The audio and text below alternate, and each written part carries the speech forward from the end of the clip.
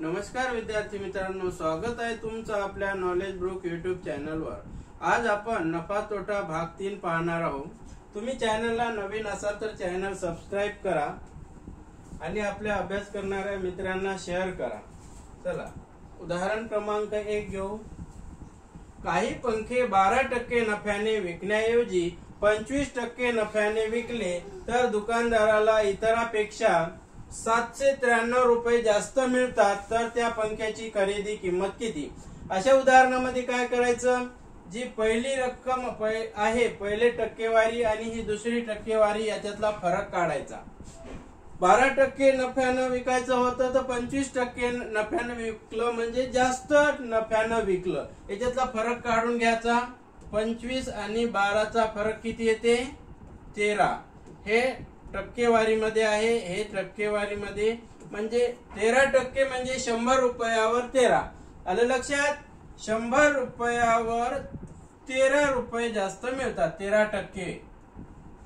793 रक्कम आपल्याला दिलेली आहे, यावरून आपल्याला खरेदी किंमत मिळते। 100 रुपयावर 13 तर 793 रुपये कितीवर? याचा तिरपा गुणाकार करायचा। 13 गुणिला x बरोबर 793 गुणिला 100। यात आता हे x ची किंमत काढायची। 13 हे गुणाकाराची भागाकारामध्ये घेऊ। 793 गुणिला 100 छेदाला 13। भाग 13चा जाते का पहा। 13 1 13, 13 78, 13 1 13, हे 61 आणि हे 100 न गुणायचं म्हणजे 2 शून्य देऊन द्यायचे। किती रुपये मिळाले? x ची किंमत 6100। ही खरेदी किंमत आहे। पर्याय ए बरोबर आहे। आपल्याला पर्याय कोणते कोणते दिले होते? 6100, 6500, 1350, 9850, यापैकी पर्याय ए बरोबर आहे। आलं लक्षात? अतिशय सोपं उदाहरण आहे। चला नेक्स्ट।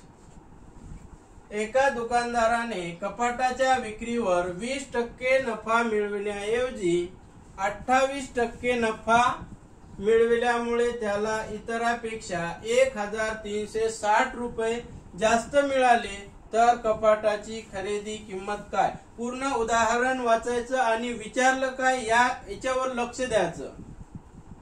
आता कपाट विकलं, 20% नफा घ्यायचा होता, त्याने 28% नफा घेतला, म्हणजे 28 आणि 20 चा फरक, याची वजाबाकी करायची 8। हे टक्के आहेत। 100 रुपयावर 8, 100 रुपयावर 8 आणि त्याला किती रुपये जास्त मिळाले? 1360। 1360 लिहून घ्यायचे आणि छेदाला x घ्यायचा, यावरून आपल्याला खरेदी किंमत मिळते। आता इथे आपल्याला तिरपा गुणाकार करायचा। 8 गुणिला x 1360 गुणिला 100।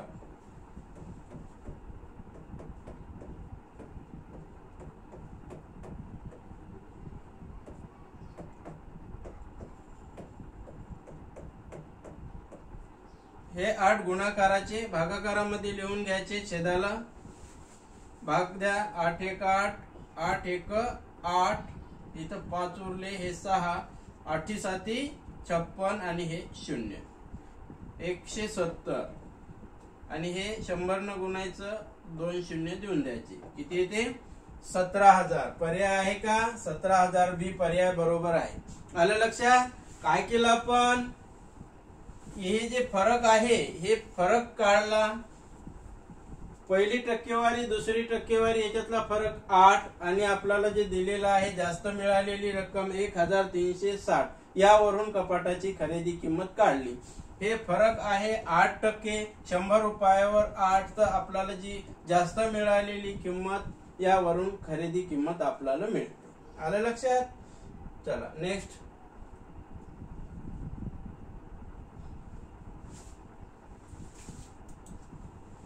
एक पुस्तक विक्रेता पुस्तकाच्या विक्रीवर 23% नफा कमविण्याऐवजी 14% नफा कमवितो। या ठिकाणी 23% नफा मिळवायचा होता, त्याला 14%च मिळवला, म्हणजे कमी मिळवला। तर त्याला इतर दुकानदारापेक्षा 1800 रुपये कमी मिळतात, तर त्या पुस्तकाची खरेदी किंमत किती? खरेदी किंमत विचारलेली आहे, याचा फरक काढायचा. 23 आणि 14 किती येते सांगा? किती येते? 9 हे टक्के. आता दुकानदाराला 1890 रुपये कमी मिळतात. आता 100 रुपयावर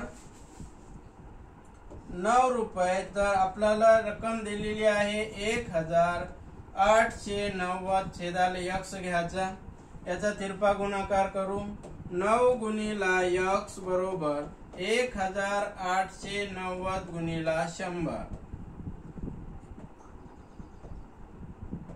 1890 गुणिला 100.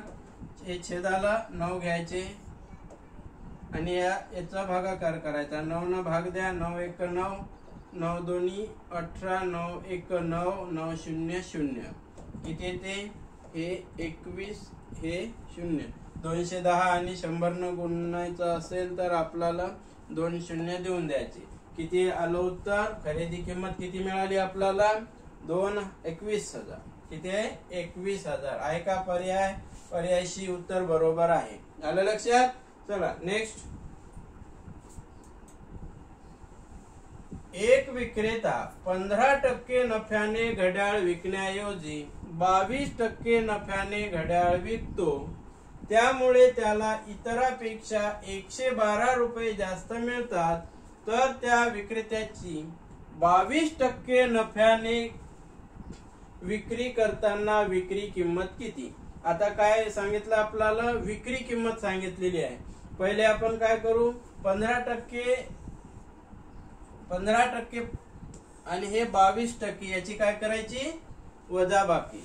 22 आणि 15 किती येते उत्तर? 7%. आता 100 रुपयावर 7, तर मिळालेली रक्कम किती आहे? 112. छेदाला x लिहून घ्यायचे. 7 गुणिला x, याचा तिरपा गुणाकार करून घेऊ.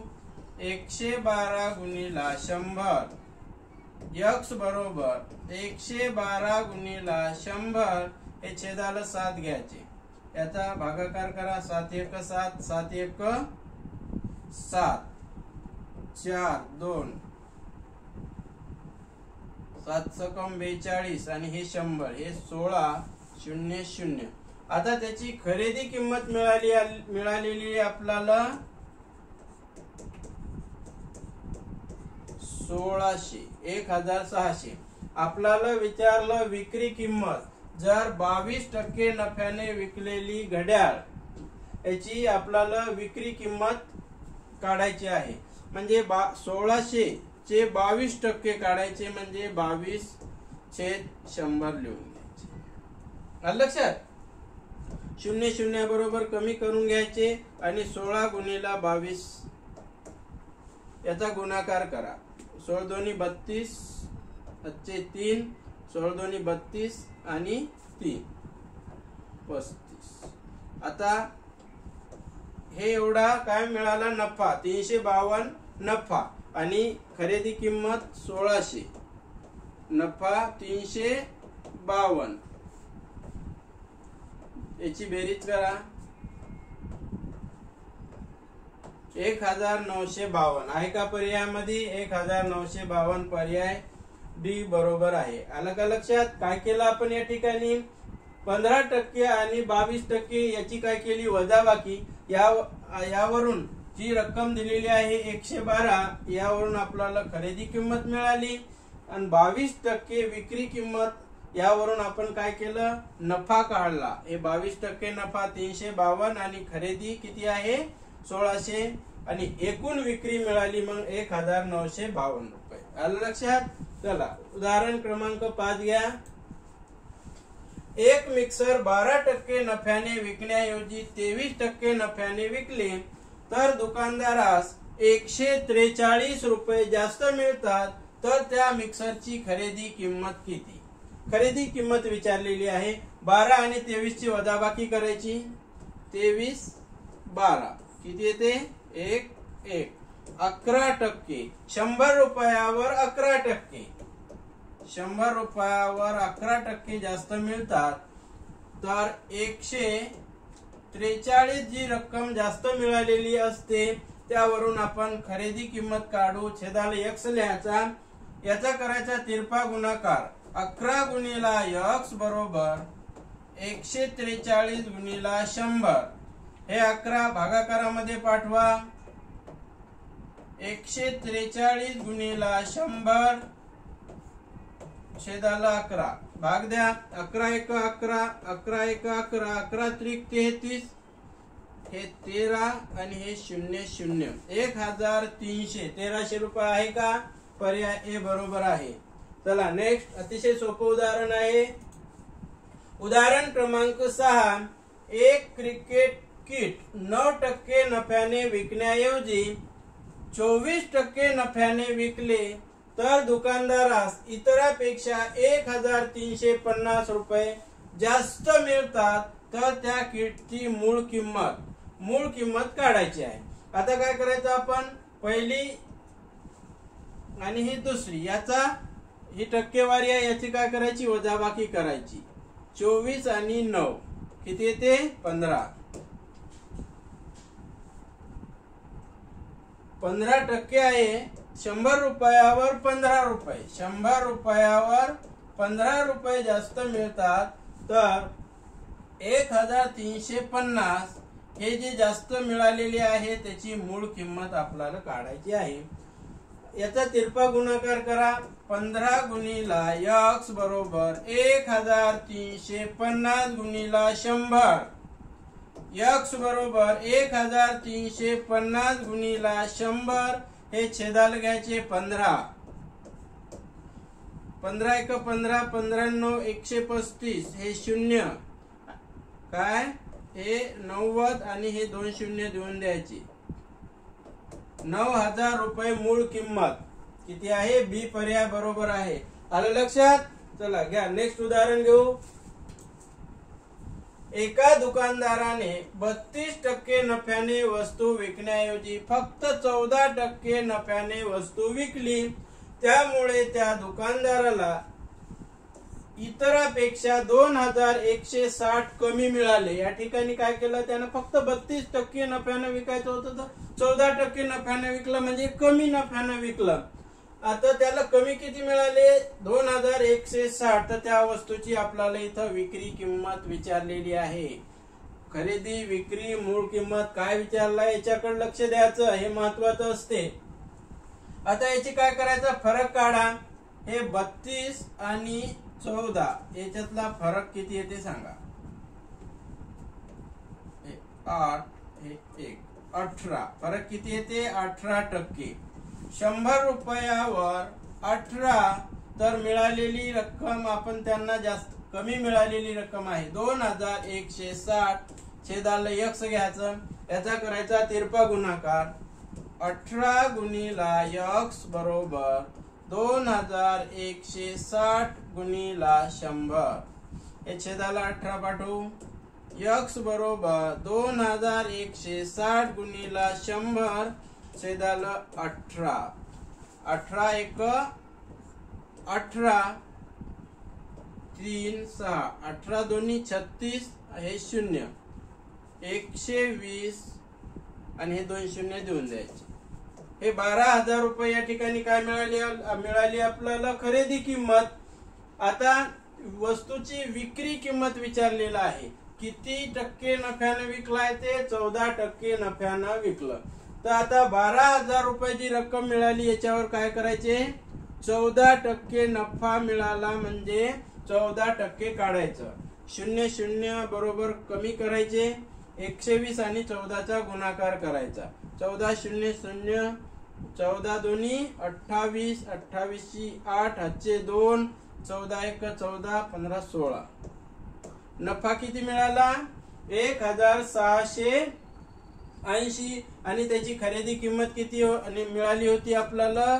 12000 रुपये। 12,000 रुपयामध्ये 1,680 मिळवायची. ही खरेदी किंमत आणि हा नफा यावरून विक्री किंमत मिळून जाते. 8, 6, 3 आणि 1 13,680 रुपये आपल्याला काय मिळाली? विक्री किंमत. चला पर्यायामध्ये आहे का पहा. सी उत्तर बरोबर आहे 13,680. लक्षात. चला नेक्स्ट उदाहरण घेऊ. उदाहरण क्रमांक 8. रामराव एका टेबलाच्या विक्रीवर 12% नफा कमविण्याऐवजी 20% नफा कमवितात व इतर दुकानदारापेक्षा 1,760 रुपये जास्त कमवतात, तर रामरावांनी टेबल कितीला विकावा? विकावा म्हणजे या ठिकाणी काय आपल्याला काढायचं आहे? विक्री किंमत. या ठिकाणी फरक कितीचा आहे ते सांगा. आता 20 आणि 12 मध्ये फरक कितीचा आहे? 8चा. हे टक्केवारी आहे म्हणजे हे टक्क्यामध्ये लिहून घेऊ आपण. 100 रुपयावर 8 रुपये. 100 रुपयावर किती रुपये? 8 रुपये. तर आपल्याला ही जी रक्कम दिली आहे 1760, 1,760 याची मूळ किंमत म्हणजे खरेदी किंमत. सुरुवातीला आपल्याला खरेदी किंमत काढायची, त्यावरून आपण नफा किती आणि नफा आणि खरेदी किंमत हे मिळून आपल्याला विक्री किंमत मिळते. याचा तिरपा गुणाकार करू. 8 गुणिला x बरोबर 1,760 गुणिला 100. x बरोबर 1760 गुणिला 100. हे 8 छेदाला घ्या. याचा 8 1 8, 8 2 16, 8 2 16, 8 0 0. हे 2 शून्य देऊन द्या. भाग 220 चा गेला आणि हे 100 म्हणजे 2 शून्य देऊन द्यायचे. 22,000 रुपये काय आहे मिळाली आपल्याला? खरेदी किंमत. आता 20% नफा कमवितात. विक्री किंमत किती? 12%. विक्री किंमत किती आली आपल्याला ते काढायची आहे. पहिले नफा 12 आणि हे 20 याच्यातला फरक काढला आपण 8%. या ठिकाणी 20% नफा कमवितात. यावरून आपण काय करायचं? याची 20% काढायची.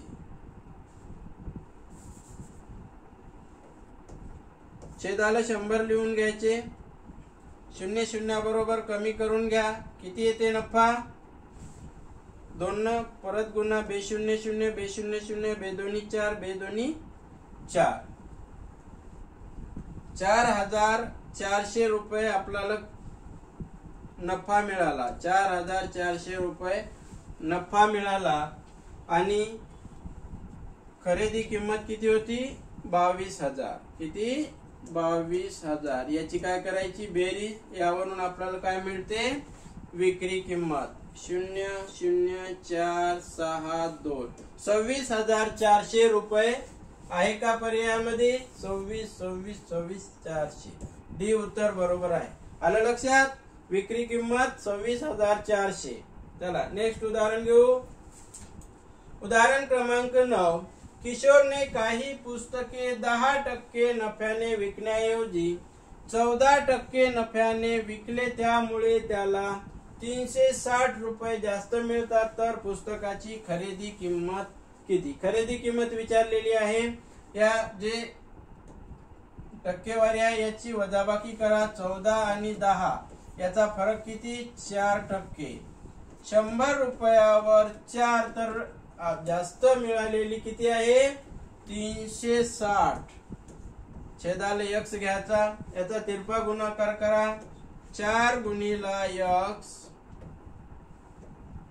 360 गुणिला 100. x बरोबर 360 गुणिला 100. छेदाला 4. 4 1 4, 4 9 36 0. हे 90 आणि हे 100 न गुणायचं म्हणजे 2 शून्य देऊन द्यायचे. 9,000 रुपये खरेदी किंमत आपल्याला मिळाली आहे का? 9,000 आहे. धन्यवाद विद्यार्थी मित्रांनो. तुम्हाला व्हिडिओ आवडला तर लाईक करा आणि आपला अभ्यास करणाऱ्या मित्रांना शेअर करा, जेणेकरून सर्वांपर्यंत हा व्हिडिओ पोहोचला पाहिजे. थँक्यू.